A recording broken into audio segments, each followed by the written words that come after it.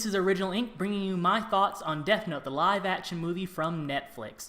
So the characters Light and L seem to have gotten nerfed in this movie interpretation, whereas the characters Ryuk and Mia seem to have gotten much stronger. Light Turner is pretty much a big chicken. He doesn't fight back through most of the movie, where in the anime he did not at all hesitate to fight against L. And he screams like a little girl when he meets Ryuk, and whereas in the anime he's very more laid back and not at all surprised to see a Shimigami appear in his room. Continuing talking about characters, Light Turner seems to be a much dumber version of Light Yagami. He looks at the Death Note during school rather than finding a complicated hiding spot. Also, when he's confronted by Mia and then later L, he pretty much confesses. Furthermore, he bases his name off of his real name. And when he's talking to Watari in the live-action movie, he does so while he's being tailed and can be overheard. This is not something that Light Yagami would do in the anime. Mia seems to be a much smarter character than Misa Amane.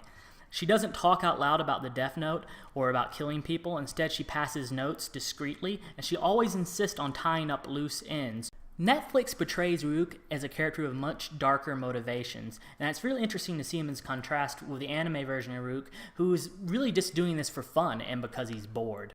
In conclusion, the character development makes Ryuk and Mia seem like much stronger characters, where L and especially Light seem like weaker characters. My next point is, unlike the anime, this did not feel like an intellectual thriller to me, but more of a suspense with a few twists. It's not a showdown between Light and L trying to outsmart each other, because we can clearly see that Light is dumb.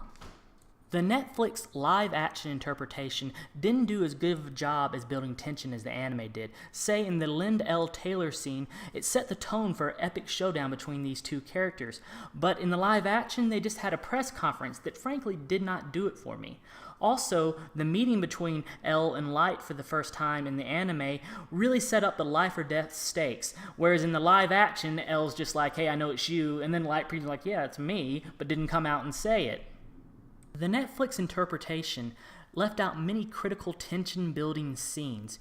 For instance, when Light obtains the name of Ray Penberg and the names of all the FBI agents, we got to see a brilliant plan as it unfolds. And the scene where he kills Naomi, we felt the life or death stakes till the very last moment. The Netflix interpretation definitely let the tension drop because L and Light weren't setting traps for each other.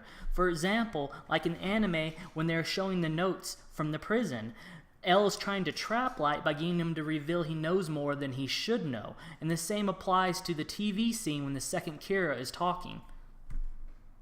One of the things that set the anime apart at the time was its soundtrack and how it seemed to always up the stakes, where the live action had a comparably poor soundtrack. In some parts, it was just bad.